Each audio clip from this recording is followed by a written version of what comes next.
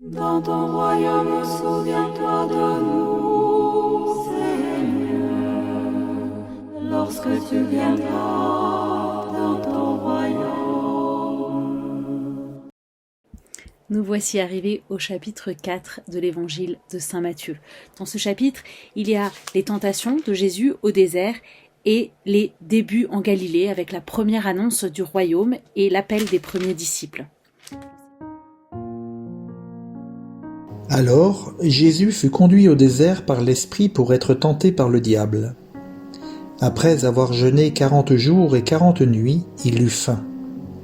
Le tentateur s'approcha et lui dit : « Si tu es fils de Dieu, ordonne que ces pierres deviennent des pains. » Mais Jésus répondit : « Il est écrit, l'homme ne vit pas seulement de pain, mais de toute parole qui sort de la bouche de Dieu. » Alors le diable l'emmène à la ville sainte, le place au sommet du temple et lui dit : « Si tu es fils de Dieu, jette-toi en bas, car il est écrit, il donnera pour toi des ordres à ses anges, et ils te porteront sur leurs mains, de peur que ton pied ne heurte une pierre. » Jésus lui déclara : « Il est encore écrit, tu ne mettras pas à l'épreuve le Seigneur ton Dieu. » Le diable l'emmène encore sur une très haute montagne et lui montre tous les royaumes du monde et leur gloire.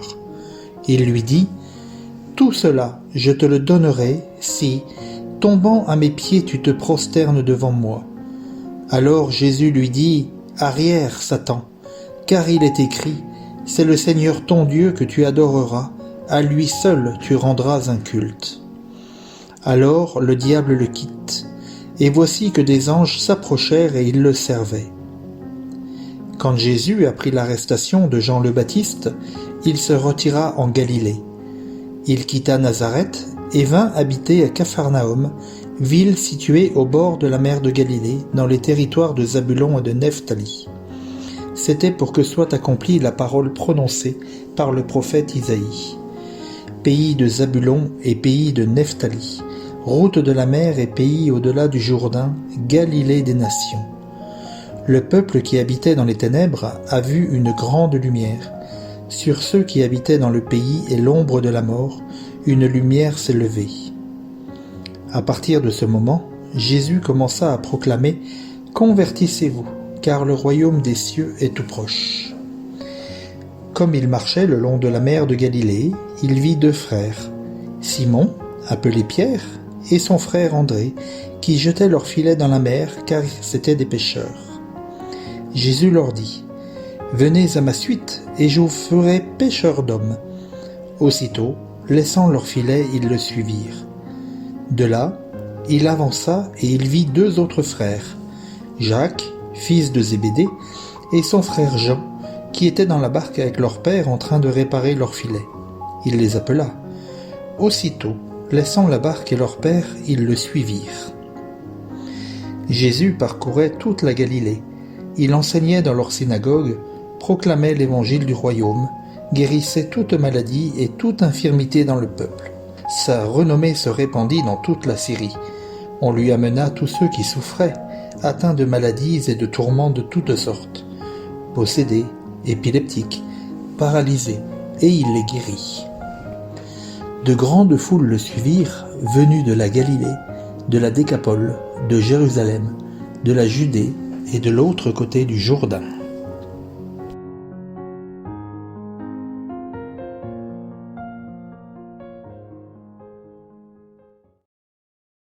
D'abord les tentations. Vous vous souvenez que la dernière fois, nous avons vu le baptême du Christ. Ici, les deux récits sont profondément liés l'un à l'autre, d'accord, entre le baptême du Christ et les tentations. Ça commence, le chapitre 4 commence par « alors ». Donc c'est vraiment lié l'un à l'autre. Les tentations sont un complément du récit du baptême.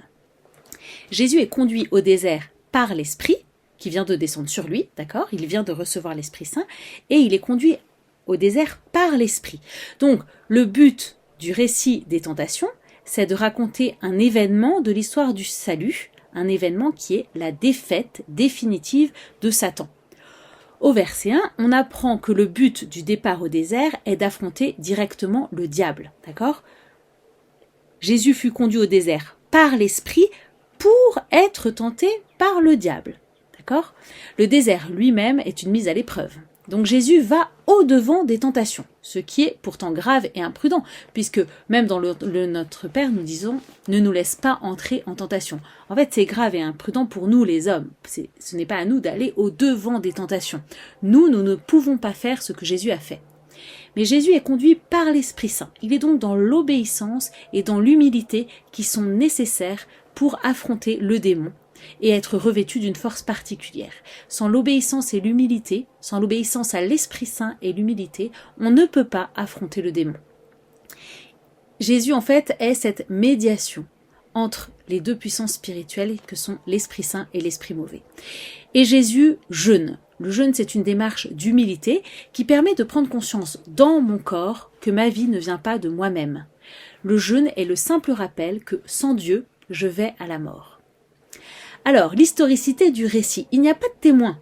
Donc, Jésus est la seule source possible. Jésus est la seule personne qui a pu nous raconter cet évangile, cette partie de sa vie. Peut-être qu'il l'a enseigné à ses disciples au moment où il a dit à Pierre arrière Satan, je ne sais pas, ou bien entre l'ascension et la résurrection. En tout cas, Jésus répond à Satan en tant que lecteur de la Bible. On voit bien qu'il renvoie toujours avec des paroles des paroles qui sont tirées de l'écriture. Et ça n'aurait pas pu être inventé parce que c'est suffisamment scandaleux pour être véridique. Donc il est poussé par l'esprit et pas par Satan, il est rempli de cet esprit et c'est tous deux, c'est avec l'esprit qu'ils vont affronter le prince du mal qui est l'éprouveur, ils vont l'affronter pour le vaincre. Parce que puisqu'il est revêtu de la puissance divine, c'est cette divinité que les tentations vont viser. Le but en fait du diable, c'est que Jésus fasse fi de son humanité, qu'il joue à l'homme en fait. Voilà. Le jeûne va durer 2 fois plus long qu'un ramadan, puisque le jeûne a aussi lieu la nuit, d'accord ? Donc il y a 40 jours et 40 nuits. On imagine bien que Jésus à la fin est comme un squelette. Vous savez que les scientifiques aujourd'hui disent bien qu'il faut attendre 40 jours de jeûne pour que ça devienne vraiment dangereux pour le corps, d'accord ? Donc Jésus ne dépasse pas ces 40 jours. Mais il y a cette possibilité scientifique pour certaines personnes de jeûner 40 jours et 40 nuits. En tout cas, de 3 manières différentes, l'éprouveur, le diable, va dire à Jésus « Épargne-toi la mort ». C'est en ce sens qu'on peut les lire en parallèle avec les tentations à la mort de Jésus. Bien sûr, les 40 jours, ils reprennent symboliquement les 40 années d'errance d'Israël dans le désert, mais cette fois-ci, Jésus est vainqueur. Il y a donc pour nous qui mettons notre foi en lui, cette certitude spirituelle que en lui, le mal n'a pas de prise. C'est à nous de tenir à lui. Et ce combat, c'est un combat en parole. Principalement d'ailleurs par des citations du Deutéronome. Or, le Deutéronome, c'est le livre qui nous raconte l'exode au désert. Vous avez vu encore un aller-retour entre l'Ancien et le Nouveau Testament ? Donc, l'arme de chacun, c'est la parole de Dieu. En fait, on a le choix. Soit on peut servir la parole, soit on peut se servir de la parole. Y être fidèle ou être infidèle. Dans la tentation 1, être fidèle à Dieu parce que nourri de sa parole. Dans la tentation 2, être fidèle en acceptant la mort, mais pas maintenant, non pas en se jetant du haut du pinacle du temple. La tentation 3, être fidèle en devenant roi, d'accord, mais par sa résurrection, pas par sa prosternation. Et d'ailleurs, ces 3 tentations, elles sont dans des lieux de plus en plus élevés. D'abord au désert, puis dans la ville sainte, puis sur le pinacle du temple, qui signifie un peu que toutes les tentations sont épuisées par lui. Jésus a renoncé à toute gloire personnelle.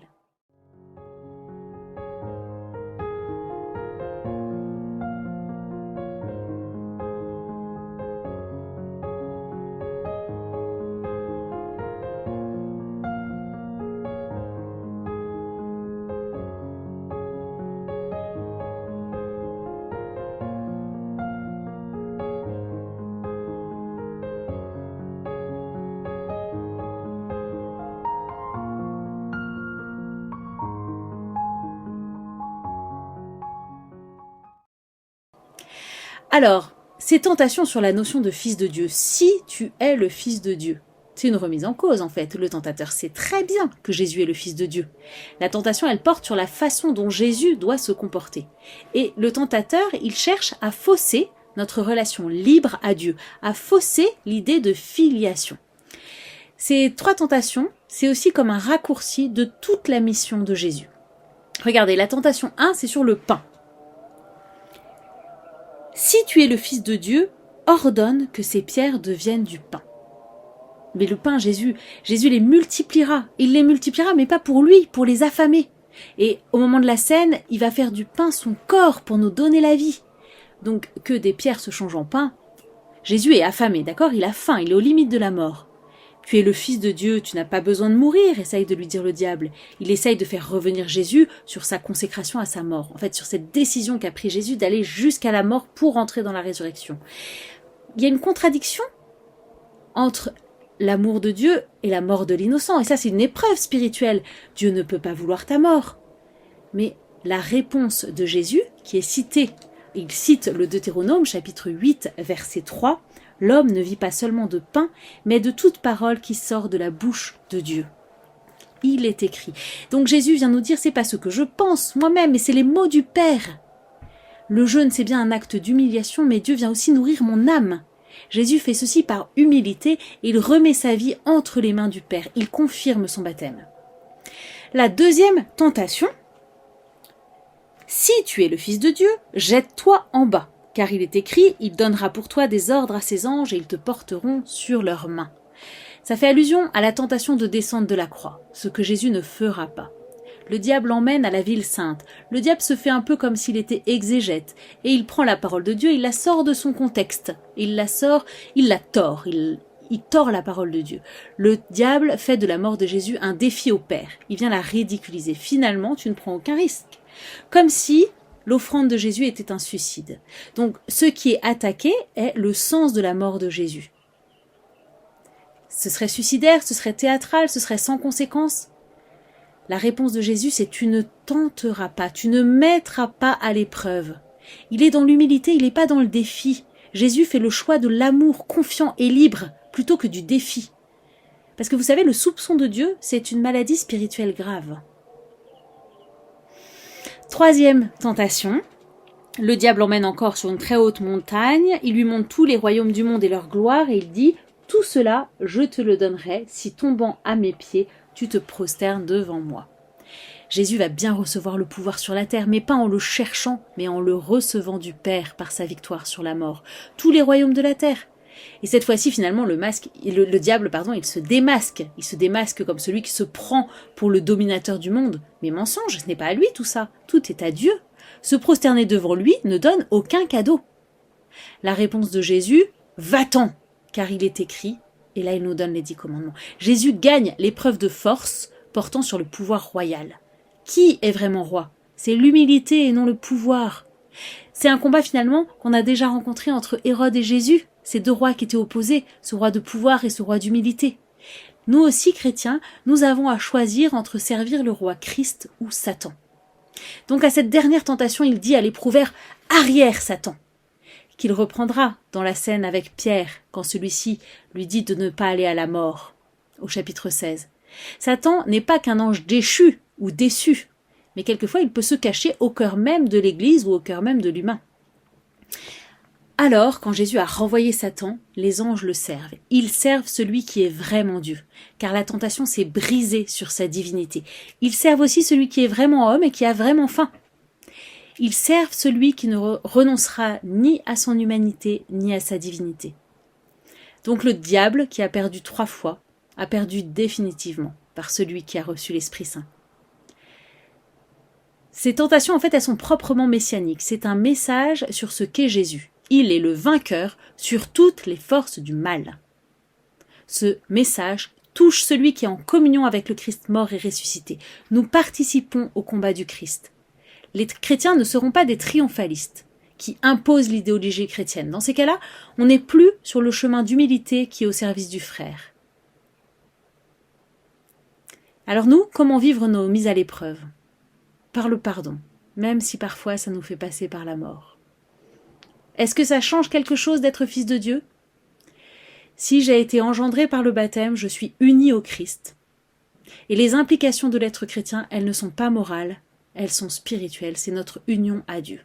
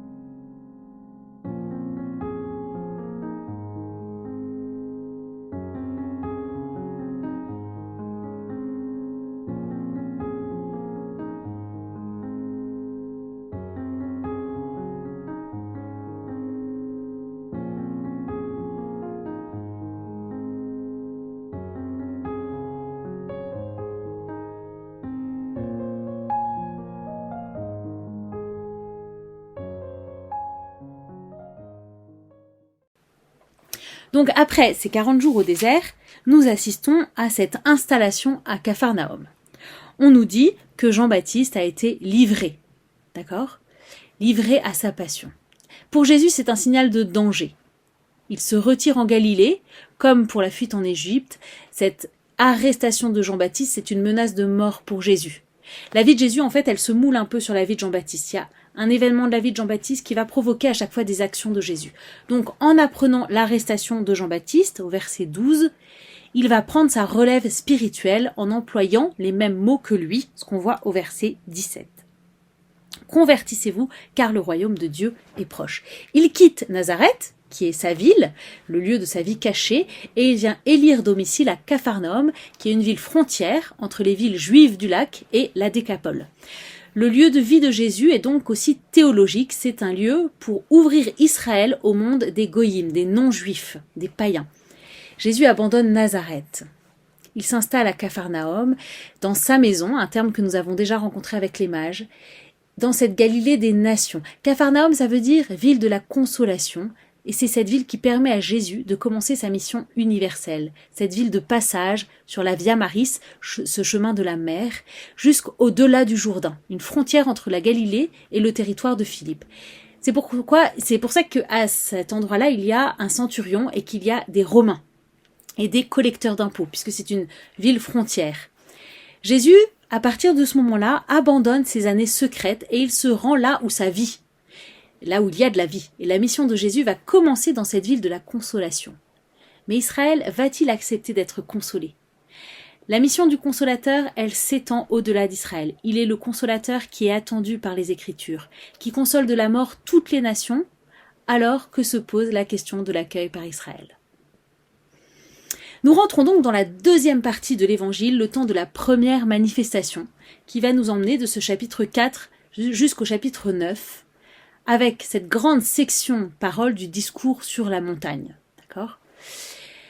Ici, nous avons l'appel des premiers pécheurs, l'appel des premiers disciples qui se fait sur le fond d'une proclamation. Jésus veut en associer certains à son ministère de proclamation. L'épisode chez saint Matthieu, il est très bref et très rapide. Comment les disciples peuvent-ils suivre Jésus aussi rapidement ? On sait par Jean que ses disciples, futurs apôtres, connaissent déjà Jésus, notamment par Jean-Baptiste. Et Matthieu insiste sur le fait que suivre Jésus, c'est un miracle spirituel, comme les paralytiques guéris. Suivre Jésus, c'est aussi une guérison, puisque la grâce est venue toucher un cœur gratuitement. Comme pour le prophète Élie et le prophète Élisée. Mais là, c'est plus long. C'est dans le temps de la grâce. L'appel donnera immédiatement la grâce. Il n'y a pas d'autre raison de suivre Jésus que parce qu'on a été choisi par lui en premier. Matthieu, il vient saisir ce moment du retournement d'un cœur.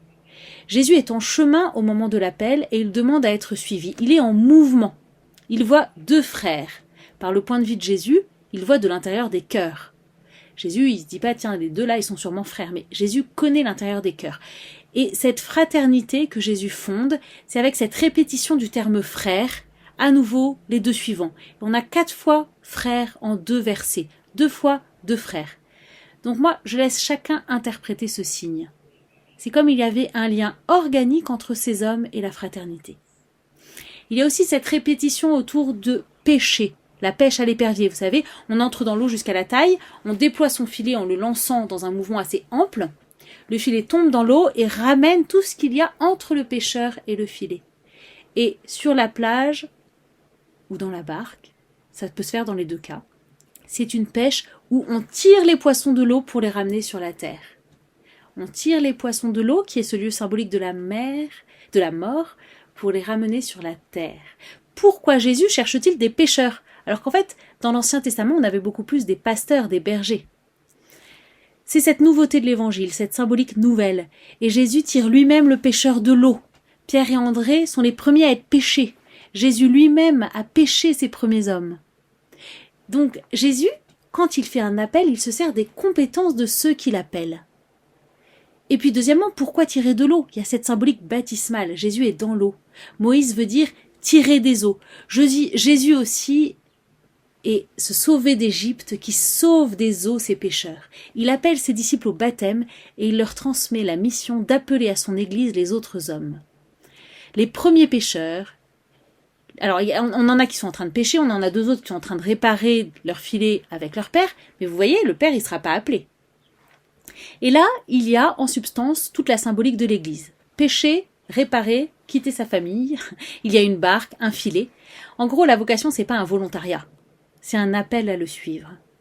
Pour qu'ils le suivent, il faut s'imaginer quand même qu'ils ont déjà entendu Jésus prêcher, mais qu'ils n'avaient pas été appelés par lui à le suivre. Donc, laissant leur filet, c'est-à-dire renonçant à l'outil du travail ancien, ou bien lâchant ce qui les retenait prisonniers. Et ici, l'insistance est sur l'instantanéité de la réponse. Je te suis parce que tu m'appelles. Être disciple, c'est être derrière le maître pour l'écouter et l'imiter. Et les 2 suivants, ils laissent la barque et leur père. Ils lâchent leur barque pour une autre barque qui est l'Église. Et ils lâchent leur père pour un autre père que Jésus va leur apprendre à connaître. Et ils le suivent. Il en fait des disciples. Il n'en fait pas des rabbis, pas des gens qui enseignent. Ils n'ont pas qu'une doctrine à répéter, mais ils ont une mission à remplir avec lui. Et c'est peut-être le sens de ce singulier verset 23, le « il » au singulier et non le « il » au pluriel. On peut imaginer que Jésus et ses 4 appelés font déjà un. L'Église appelée fait corps avec l'appelant. Et ils partent donc avec lui enseigner et guérir. Et Matthieu nomme 2 lieux païens, la Syrie et la Décapole, pour rappeler aux Juifs, à qui il écrit son évangile, que c'est à eux que eux aussi sont envoyés. Ne pas rester centré sur vous. Ensuite, on voit que Jésus guérit de toute maladie et de toute langueur. La langueur, c'est comme l'immobilisme du cœur, de toutes les maladies spirituelles qui en fait nous empêchent de suivre. Matthieu vient viser le fait que Israël, dans sa longue attente messianique, doit être un peu réveillé de sa langueur. Et peut-être que ce sera là le problème principal de Jésus, notre faiblesse spirituelle.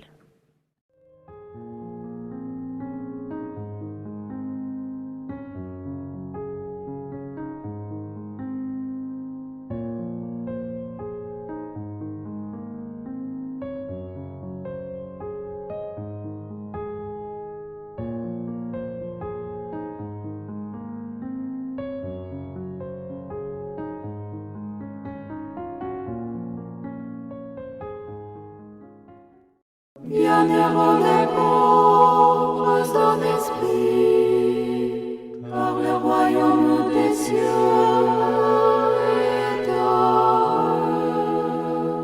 Bienheureux les affligés, car ils seront consolés.